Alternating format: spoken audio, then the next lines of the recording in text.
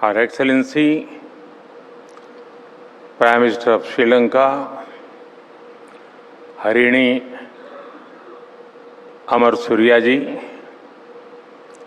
His Excellency, former Prime Minister of Australia, my friend Tony Abbott ji, His Excellency, former Prime Minister of UK, Rishi Sunak ji, distinguished guests, देवी और सज्जनों, नमस्कार। ये त्योहारों का समय है। मैं आप सभी को दीपावली की बहुत बहुत शुभकामनाएं देता हूं। उत्साह के इस माहौल में एनडीटीवी वर्ल्ड समिट हो रही है और अपने इस सेशन की थीम भी बहुत इंपॉर्टेंट रखी है, अनस्टॉपेबल भारत। वाकई भारत आज रुकने के मूड में भी नहीं है।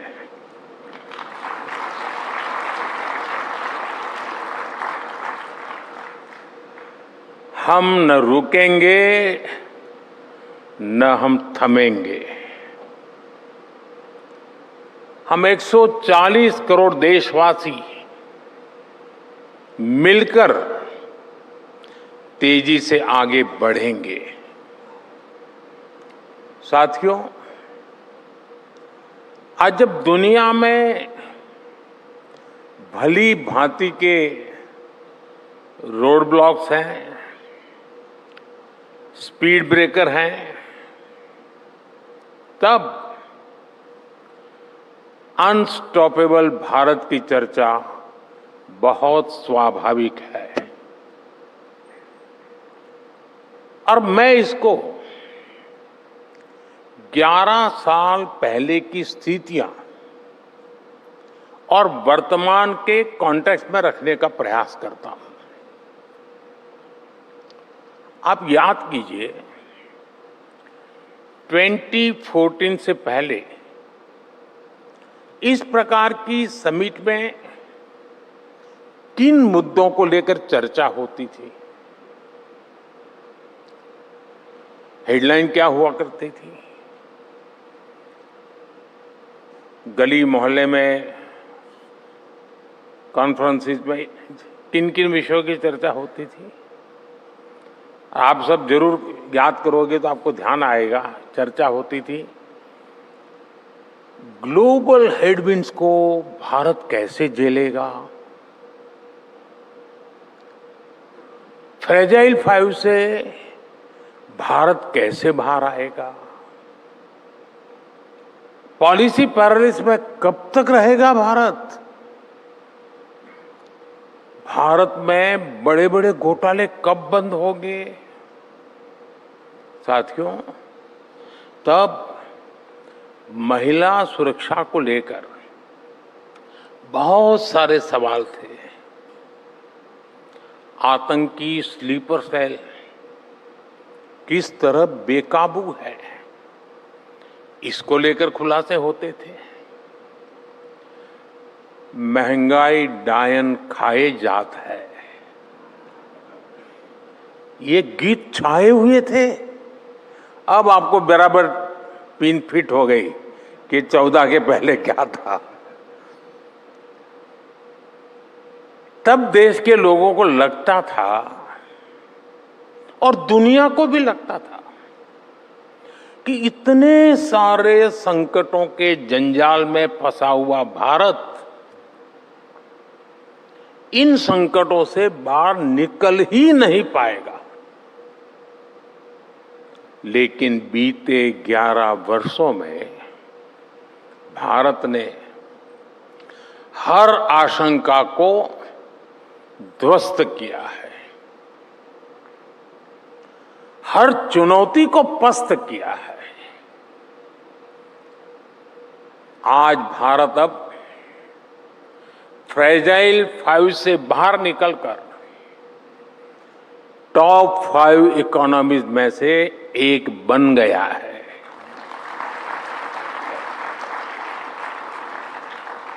आज इन्फ्लेशन 2% से नीचे है और ग्रोथ रेट 7% से ज्यादा है। आज चीप से लेकर शीप तक चारों तरफ आत्मनिर्भर भारत, आत्मविश्वास से भरा हुआ भारत है। अब भारत आतंकी हमलों के बाद चुप नहीं बैठता है। सर्जिकल स्ट्राइक करके, एयर स्ट्राइक करके, ऑपरेशन सिंदूर करके भारत मुंह तोड़ जवाब देता है।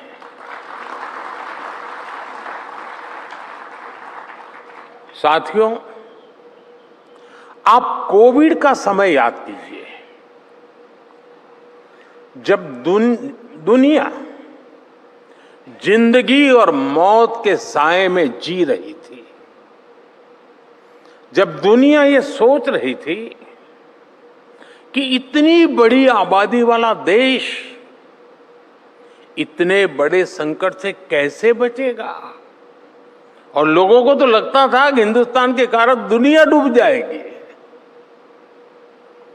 तरह तरह के कयास लगाए जा रहे थे, लेकिन भारत ने हर कयास को गलत साबित करके दिखाया। हमने मुकाबला किया, हमने तेजी से अपनी वैक्सीन बनाई, हमने रिकॉर्ड समय में वैक्सीन लगाई और इतने बड़े संकट से बाहर निकलकर हम फास्टेस्ट ग्रोइंग मेजर इकोनॉमी बन गए।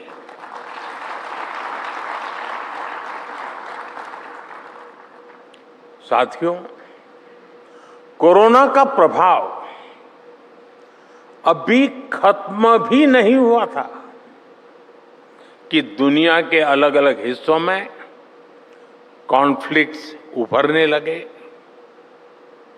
हेडलाइंस में युद्ध की खबरें छाने लगी।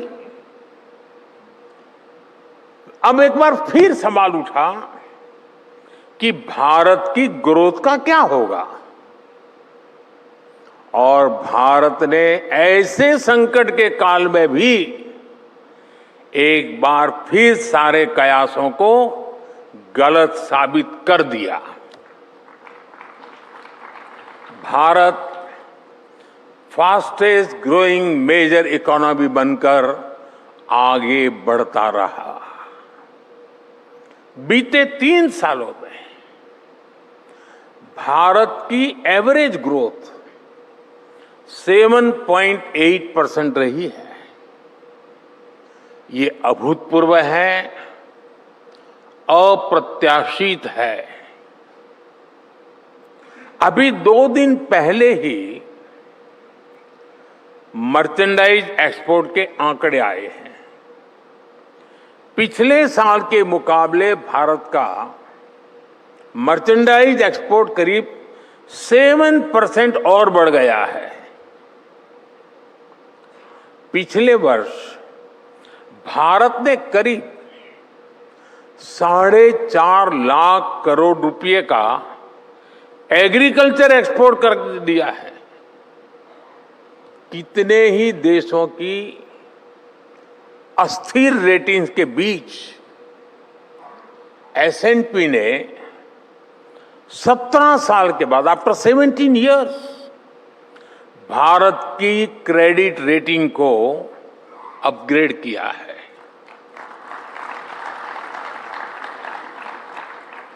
IMF ने भी भारत की ग्रोथ को अपवर्ड रिवाइज किया है। कुछ दिन पहले ही गूगल ने भारत के AI स्पेस में $15 बिलियन के बड़े इन्वेस्टमेंट की घोषणा की है। आज ग्रीन एनर्जी, सेमीकंडक्टर के क्षेत्र में भी बड़े बड़े इन्वेस्टमेंट हो रहे हैं। साथियों, आज भारत की ग्रोथ ग्लोबल अपॉर्चुनिटीज को शेप कर रही है और ये वाक्य मैं बड़ी जिम्मेवारी के साथ कह रहा हूं। हाल में हुआ EFTA ट्रेड एग्रीमेंट इसका बहुत बड़ा उदाहरण है। यूरोप के देशों ने भारत में $100 बिलियन के इन्वेस्टमेंट का कमिटमेंट किया है। इससे भारत में बड़ी संख्या में जॉब्स क्रिएट होगी। कुछ ही दिन पहले यूके के PM मेरे मित्र स्टारमर अपने सबसे बड़े बिजनेस डेलीगेशन के साथ भारत आए थे। ये दिखाता है कि दुनिया आज भारत में अपने लिए कितने बड़े अवसर हैं, वो बड़ी आशा के साथ देख रही है। आज G7 देशों के साथ हमारा ट्रेड 60% से ज्यादा बढ़ चुका है। पूरी दुनिया आज भारत को रिलायबल, रिस्पॉन्सिबल और रेजिलिएंट पार्टनर के रूप में देख रही है। इलेक्ट्रॉनिक्स से लेकर फार्मा तक, ऑटोमोबाइल से लेकर मोबाइल मैन्युफैक्चरिंग तक निवेश की लहर भारत में आ रही है। यही इन्वेस्टमेंट भारत को ग्लोबल सप्लाई चेन का एक नर्व सेंटर बनाने में मदद कर रहा है। साथियों, इस समिट में आप एज ऑफ द अननोन इस विषय पर चर्चा कर रहे हैं। दुनिया के लिए एज ऑफ द अननोन एक अनसर्टेन चीज हो सकती है, लेकिन भारत के लिए ये अपॉर्चुनिटीज का गेटवे है। युगों से भारत ने अनजान रास्तों पर चलने का साहस दिखाया है। हमारे संतों ने, हमारे वैज्ञानिकों ने, हमारे नाविकों ने हमेशा ये दिखाया है कि पहला कदम ही परिवर्तन का प्रारंभ होता है।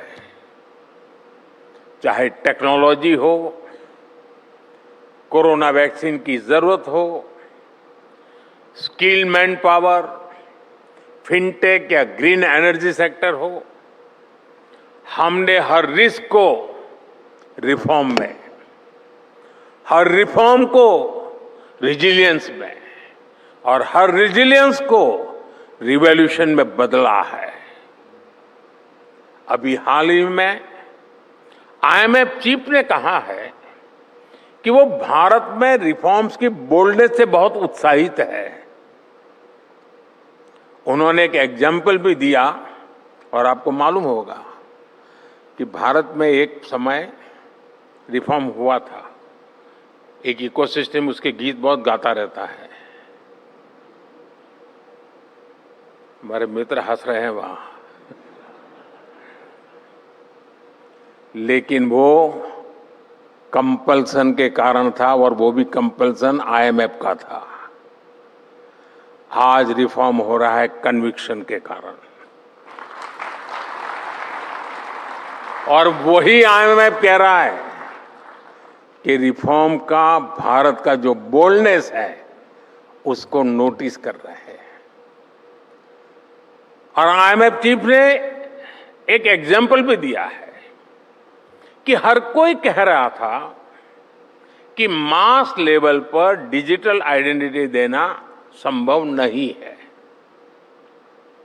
लेकिन भारत ने सबको गलत सिद्ध करके दिखाया।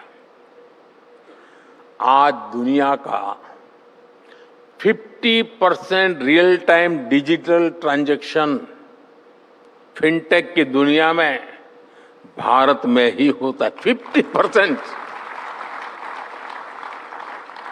भारत का यूपीआई दुनिया के डिजिटल पेमेंट सिस्टम को डोमिनेट कर रहा है। यानी हर प्रिडिक्शन, हर आकलन से बेहतर करना, ये आज भारत का मिजाज बन चुका है। मैंने स्वभाव शब्द प्रयोग नहीं किया, मैंने मिजाज कहा है। और मोदी है तो मिजाज की बात करता है।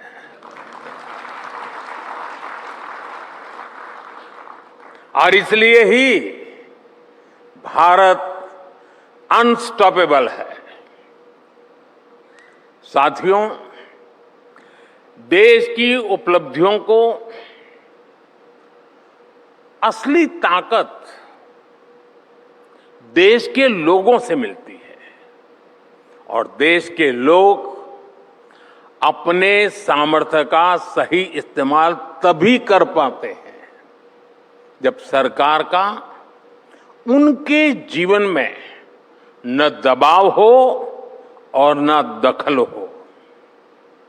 जहां ज्यादा सरकारीकरण होगा वहां उतने ही ब्रेक लगेंगे और जहां ज्यादा लोकतंत्रीकरण होगा वहां उतनी ही ज्यादा स्पीड आएगी।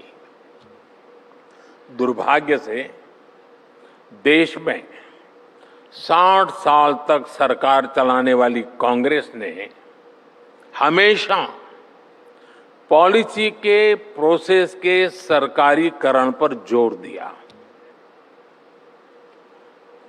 जबकि बीते 11 वर्षों में हमने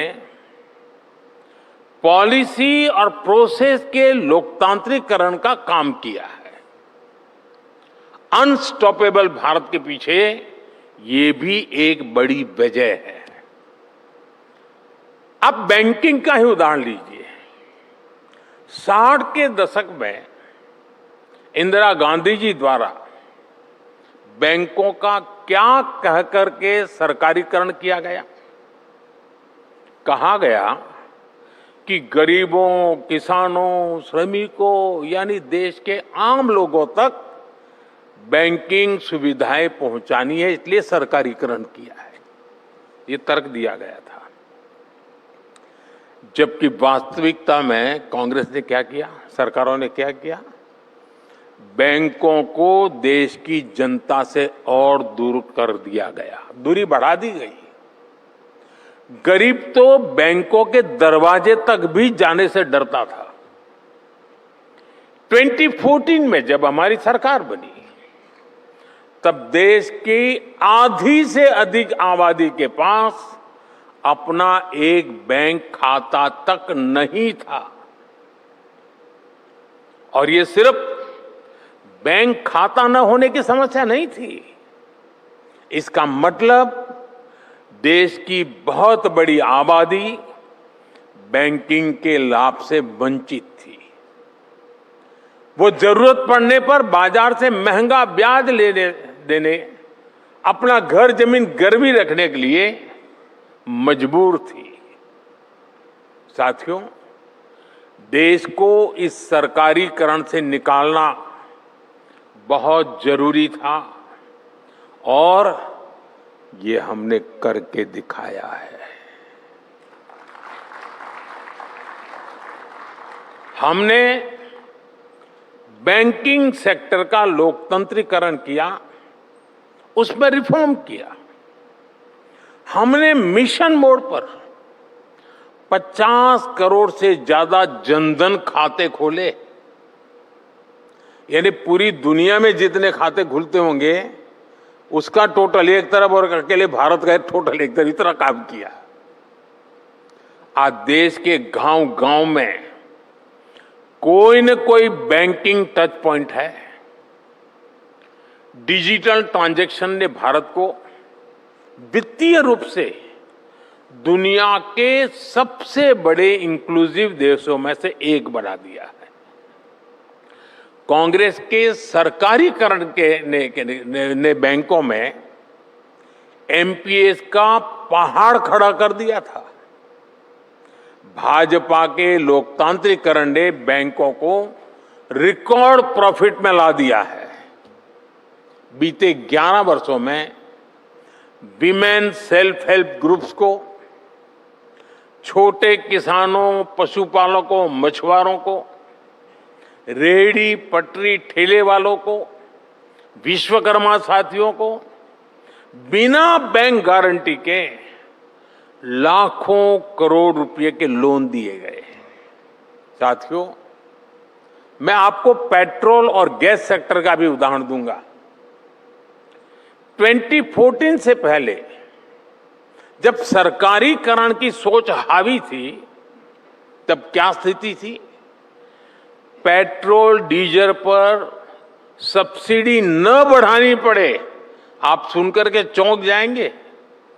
सरकारी खजाने से सब्सिडी न देनी पड़े, इसके लिए कांग्रेस सरकार रात 8 बजे से सुबह 8 बजे के बीच पेट्रोल पंप बंद करने की तैयारी कर रही थी।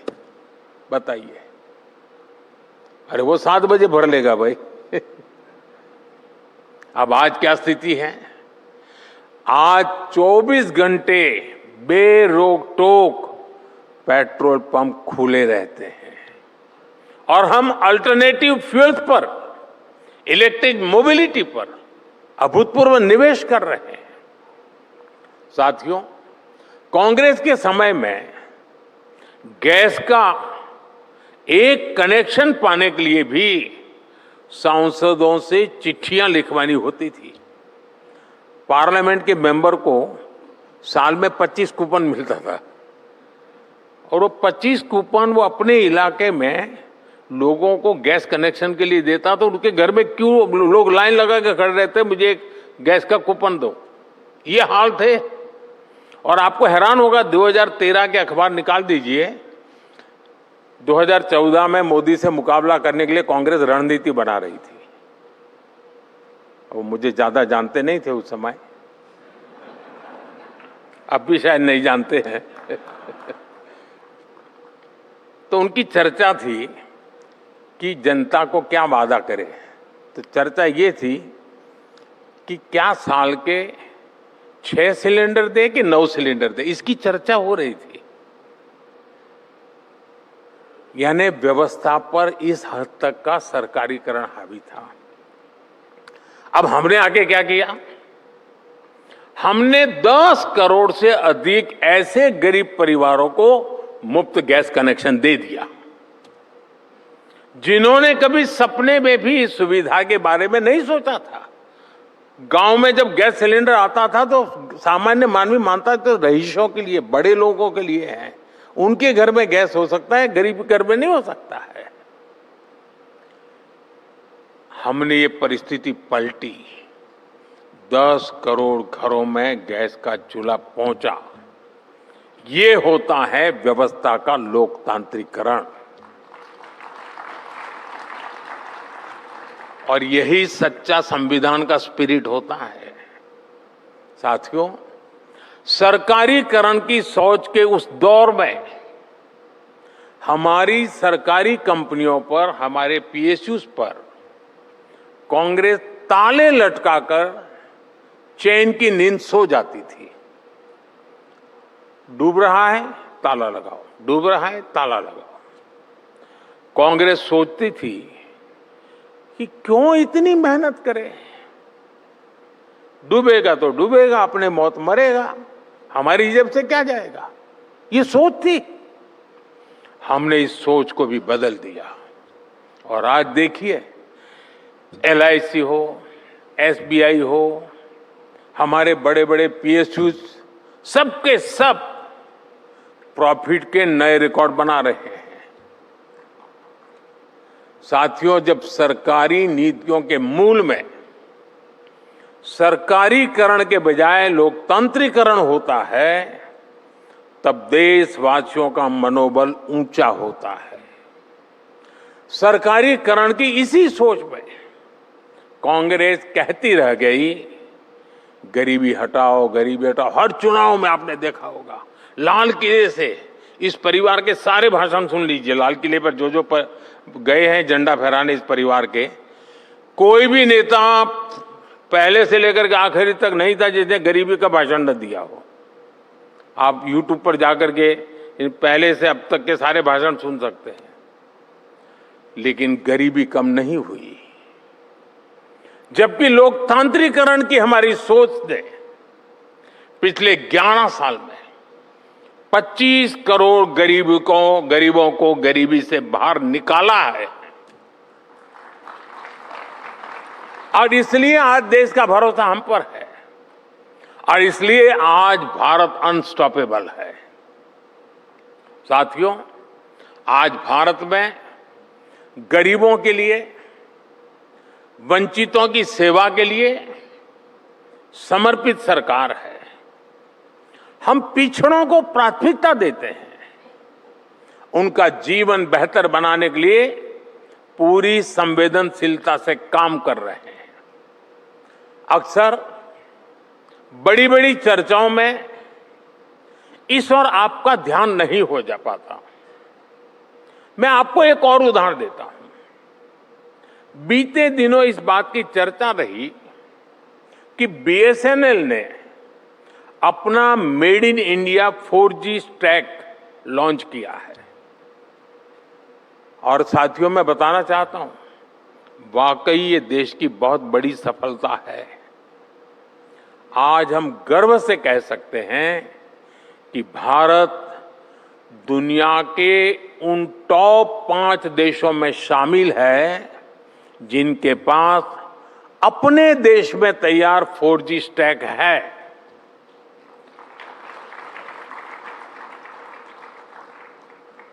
हिंदुस्तान ने 2G सुना है, क्योंकि सारे हेडलाइन भरे पड़े रहते हैं, 2G में ये हुआ, 2G में ये हुआ।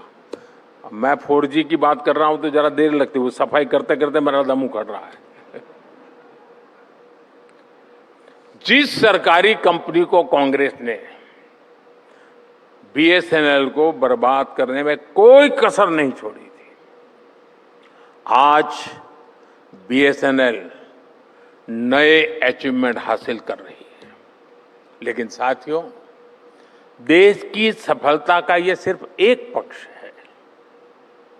इसका दूसरा पक्ष यह है कि जिस दिन ये 4G स्टैक लॉन्च हुआ, उसी दिन BSNL ने करीब 1 लाख 4G मोबाइल टावर शुरू किए। और इसका नतीजा क्या हुआ? इससे उन लाखों लोगों को हाई स्पीड इंटरनेट की सेवा मिलने लगी है जो दूर दराज के जंगलों में रहते हैं, जो पहाड़ी इलाकों में रहते हैं, जिनके यहां अब तक तेज स्पीड वाला इंटरनेट नहीं पहुंच पाया था। साथियों, अब मैं आपको हैरान करने वाली एक और बात बताता हूं। हम तो ये 2G, 4G, 6G वो सब सुनते रहते हैं, तो हमको अपनी आसपास की दुनिया दिखती है। हम कुछ और सोचते हैं और सोच करके कुछ नया करने का प्रयास करते हैं। और मैं आज देश की सफलता एक तीसरा पक्ष भी आपके सामने रखना चाहता हूं। और अभी तक मीडिया का ध्यान उस बात पे नहीं गया है। खैर, बहुत सी बातें हैं मेरे खाते में, वो बहुत पीछे रह जाते हैं। जब दूर सुदूर के इलाकों में ऐसी सुविधाएं पहुंचती है, तो वहां के लोगों का जीवन कैसे बदलता है। आपने शायद ई-संजीवनी के विषय में सुना होगा। मैं इस ई-संजीवनी का उदाहरण देता हूं। मान लीजिए एक परिवार है और दूर सुदूर जंगलों में बहुत कहीं दूर रहता है, जिसका एक सदस्य बीमार है और दूर कहीं पहाड़ी पर, कहीं जंगलों में बीमारी से वो परेशान है। अब खराब मौसम की वजह से वो अपने परिवार के बीमार मरीज को डॉक्टर के पास नहीं ले जा पा रहा है। तब वो क्या करेगा? ऐसी स्थिति में उसकी मदद कर रही है ई संजीवनी सेवा। हाई स्पीड कनेक्टिविटी पर आधारित सेवा ई संजीवनी। साथियों, वो मरीज को अपने फोन में ई संजीवनी ऐप के माध्यम से डॉक्टर से जोड़ देता है और उसे स्पेशलिस्ट डॉक्टर के कंसल्टेशन की सुविधा मिल जाती है। एनडीटीवी के दर्शकों को ये जानकर अच्छा लगेगा कि अब तक ई संजीवनी के माध्यम से 42 करोड़ लोग ओपीडी कंसल्टेशन ले चुके हैं।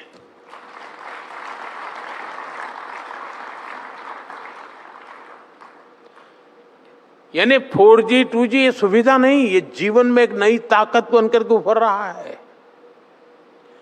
और आज जब मैं आपसे बात कर रहा हूं तो सुबह से शाम तक देश के 1 लाख से ज्यादा लोग ई संजीवनी पर मदद पा चुके हैं। ये मैं 12 घंटे की बात बताता हूं। ई संजीवनी सिर्फ एक सुविधा नहीं है, ये एक भरोसा है कि संकट आने पर उन्हें तुरंत मदद मिलेगी। एक उदाहरण है कि व्यवस्था में लोकतंत्रीकरण का कमाल क्या होता है। साथियों, एक संवेदनशील सरकार, लोकतंत्र के लिए समर्पित सरकार, संविधान के प्रति समर्पित सरकार ऐसे ही निर्णय लेती है और ऐसे ही नीतियां बनाती है। हमारा जोर लोगों का जीवन आसान बनाने पर है, लोगों की बचत बढ़ाने पर है। जैसे पहले 1 GB डेटा, ये भी मैं 2014 के पहले की बात कर रहा हूं, 1 GB डेटा 300 रुपये में आता था। अब वही डेटा 10 रुपये में आता है। यानी हर भारतीय की जेब में सालाना हजारों रुपये बच रहे हैं।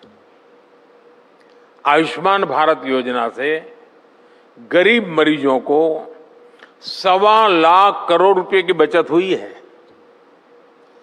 पीएम जन औषधि केंद्रों में 80% डिस्काउंट पर दवाएं मिलती हैं। इनसे लोगों को करीब 40,000 करोड़ रुपए की बचत हुई है। हार्ट के स्टेंट की कीमतें कम होने से गरीब और मिडिल क्लास सालाना 12,000 करोड़ रुपए बच रहे हैं। साथियों, हमने ईमानदार टैक्स पेयर को भी सीधा फायदा दिया है। इनकम टैक्स हो या जीएसटी, बहुत अधिक कमी की गई है। इसी वर्ष 12 लाख रुपए की इनकम पर टैक्स जीरो किया गया और इस समय जीएसटी बचत उत्सव भी जीरो पर चल रहा है। जाने जोरों चारों तरफ मैं देख रहा हूं, इन दिनों बाजारों की चित्र चल रहे हैं, गूगल देखेंगे तो चारों तरफ। क्यों? ये जीएसटी का बचत उत्सव है जिसने ये स्थिति पैदा की है। आजकल हम देख रहे हैं कि बिक्री के पिछले सारे रिकॉर्ड टूट रहे हैं। इनकम टैक्स और जीएसटी, इन दोनों कदमों से ही एक साल में देशवासियों को करीब 2.5 लाख करोड़ रुपए की बचत होनी तय है। साथियों, हाल के दिनों में देश ने, दुनिया ने ऑपरेशन सिंदूर की बहुत चर्चा की है। अभी हमारे मित्र राहुल जी ने भी बड़े विस्तार से ऑपरेशन सिंदूर की बात की। वो आर्मी फैमिली के हैं तो उनका इसमें जज्बा स्वाभाविक भी है, उनकी रगों में वो चीजें दौड़ती हैं। गर्व के साथ उन्होंने इसकी प्रशंसा भी की और देश और दुनिया भी कर रही है।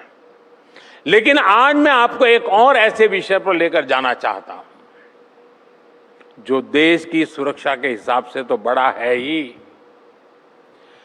ये मेरे देश के नौजवानों के भविष्य से भी जुड़ा हुआ है।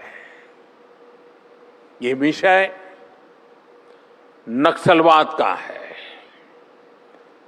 अब मैं समझता हूं ये नक्सलवाद शब्द ऐसे ही लोगों ने लटका दिया है। हकीकत में यह माओवादी आतंक का है। ये माओवादी आतंक की कथा मैं आज सुनाना चाहता हूं आपको। कांग्रेस के शासन में जो अर्बन नक्सलों का जो इकोसिस्टम है, ये जो अर्बन नक्सल है, वो कुछ तरह ऐसे हावी थे, आज भी है। माओवादी आतंक का कोई भी घटना देश के लोगों तक न पहुंचे, इसके लिए वो बहुत बड़ी सेंसरशिप चलाते रहते हैं। वो हमारे देश में आतंकवाद की इतनी चर्चा होती थी, आर्टिकल 370 पर डिबेट होती थी, लेकिन हमारे शहरों में जो कांग्रेस के राज में पनपे हुए अर्बन नक्सली बैठे थे, जो ऐसी संस्थाओं पर कब्जा जमा करके बैठे थे, वो माओवादी आतंक पर पर्दा डालने का काम करते थे, देश को अंधेरे में रखते थे। अभी कुछ दिन पहले भी माओवादी आतंक के कई पीड़ित दिल्ली आए थे। ये बड़ी दर्दनाक चीज है। बहुत बड़ी मात्रा में आए थे। किसी की टांग नहीं थी, किसी का हाथ नहीं था, किसी की आंख नहीं थी, शरीर के अंग कुछ चले गए थे। ये माओवादी आतंक के शिकार लोग थे। गांव के गरीब आदिवासी भाई बहन, किसान के बेटे थे, माताएं बहनें थी, दो दो पैर कट चुके थे। वो दिल्ली में आए थे, 7 दिन रहे, हाथ पैर जोड़ करके कह रहे थे कि हमारी बात हिंदुस्तान के लोगों तक पहुंचाइए। प्रेस कॉन्फ्रेंस किया उन्होंने। आप में से किसी ने देखा नहीं होगा, सुना नहीं होगा। ये माओवादी आतंक के ठेकेदार जो बैठे हैं ना, उन्होंने उस जुल्म के शिकार हुए उनके दर्द की कथा भी हिंदुस्तान के लोगों तक नहीं पहुंचने दी। कांग्रेस की इकोसिस्टम ने इसकी चर्चा नहीं होने दी। साथियों, हालत ऐसे थे कि देश का करीब करीब हर बड़ा राज्य नक्सली हिंसा, माओवादी आतंक की चपेट में था। बाकी देश में संविधान लागू था, लेकिन रेड कॉरिडोर में संविधान का कोई नाम लेने वाला नहीं था। और मैं बहुत जिम्मेवारी से कहता हूं कि जो माथे पर संविधान की किताब लेकर के नाचते हैं ना, वे आज भी ये माओवादी आतंकियों जो संविधान को नहीं मानते हैं, इनकी रक्षा के लिए दिन रात लगा देते हैं। साथियों, सरकार तो चुनी जाती थी, लेकिन रेड कॉरिडोर में उसकी कोई मान्यता नहीं होती थी। शाम ढलती थी तो घर से बाहर निकल पाना मुश्किल हो जाता था। जो जनता को सिक्योरिटी देने वाले लोग थे, उनको भी सिक्योरिटी लेकर चलना पड़ता था। साथियों, बीते 50-55 सालों में इस माओवादी आतंक की वजह से हजारों लोग मारे गए। कितने ही सुरक्षाकर्मी माओवादी आतंक का शिकार बने। कितने ही नौजवानों को हमने खोया। ये नक्सली, ये माओवादी आतंकी स्कूल नहीं बनने देते थे इलाके में, अस्पताल नहीं बनाने देते थे। अस्पताल है तो डॉक्टर को घुसने नहीं देते थे। जो बने हुए थे उनको भी बम से उड़ा दिया जाता था। दशक तक विकास की रोशनी से देश का एक बहुत बड़ा हिस्सा, बहुत बड़ी आबादी वंचित रही। इसका बहुत बड़ा नुकसान हमारे आदिवासी भाई बहनों को, दलित भाई बहनों को, गरीब लोगों को उठाना पड़ा। साथियों, माओवादी आतंक देश के नौजवानों के साथ बहुत बड़ा अन्याय है, बहुत बड़ा पाप है। मैं देश के नौजवानों को इस हाल में नहीं छोड़ सकता था। मैं बेचैनी महसूस करता था, जुबान पे ताला लगा के बैठा था। आज पहली बार मेरे दर्द को आज आपके सामने मैं प्रस्तुत कर रहा हूं। मैं उन माताओं को जानता हूं जिन्होंने अपने लाल खोए हैं। उन माताओं की अपने लाल से कोई अपेक्षा थी, आशा थी। या तो वो ये माओवादी आतंकियों के झूठे बातों में फंस गए, या तो माओवादी आतंक के शिकार हो गए। और इसलिए 2014 के बाद हमारी सरकार ने पूरी संवेदनशीलता के साथ भटके हुए नौजवानों को मुख्य धारा में लाने का प्रयास किया। और मैं देशवासियों को आज पहली बार कह रहा हूं, देशवासियों को संतोष होगा, देशवासियों में आशीर्वाद देंगे। जिन माताओं ने अपने लाल खोए, वो माताएं हमें आशीर्वाद देगी, देश की शक्ति को आशीर्वाद देगी। और आज देश उसके नतीजे देख रहा है। 11 वर्ष पहले तक देश के 125 जिले 125 से ज्यादा माओवादी आतंक से प्रभावित थे। और साथियों, आज ये संख्या सिर्फ 11 जिलों तक सिमट गई है।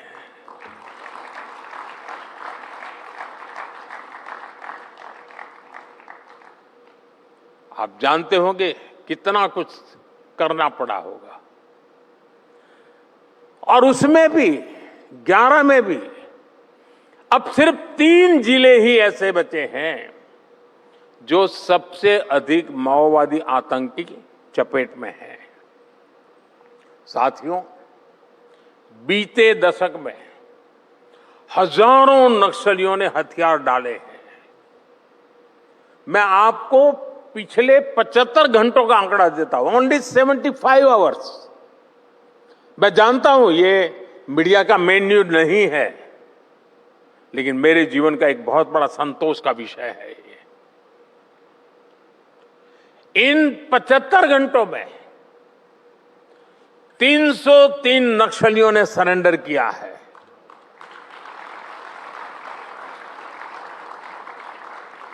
एक जमाने में जिनका 303 चलता था ना, आज वो 303 सरेंडर हुए हैं।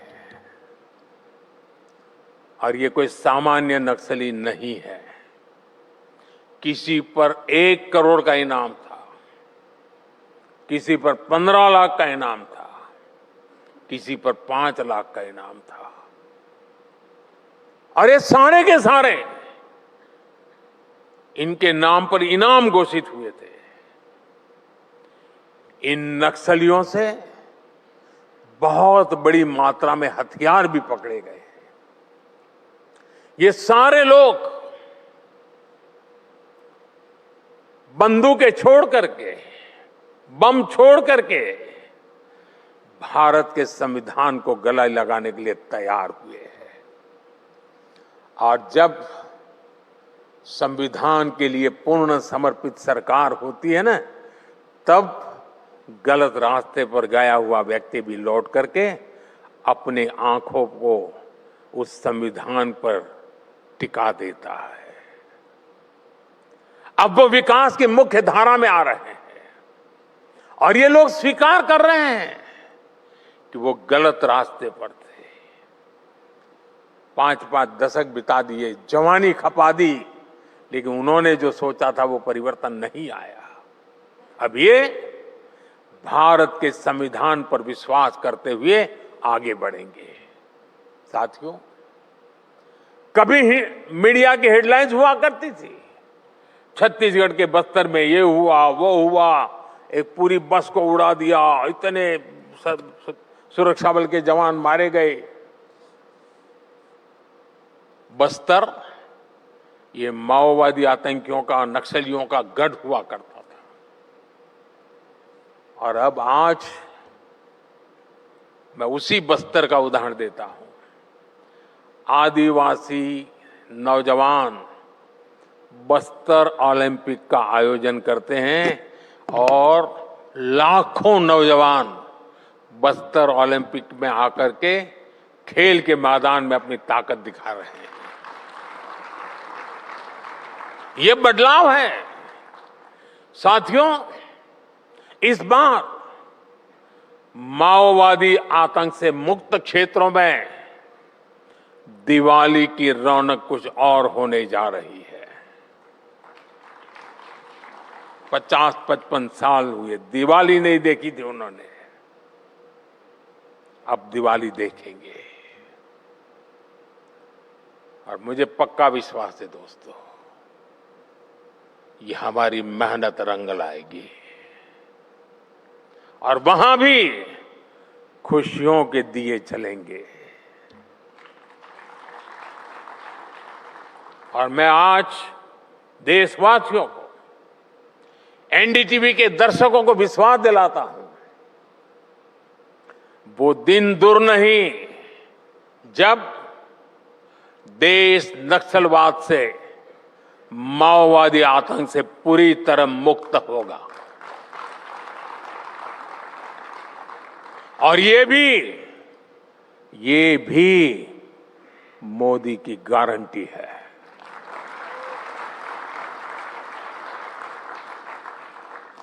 साथियों, विकसित भारत की हमारी यात्रा सिर्फ ग्रोथ की यात्रा नहीं है,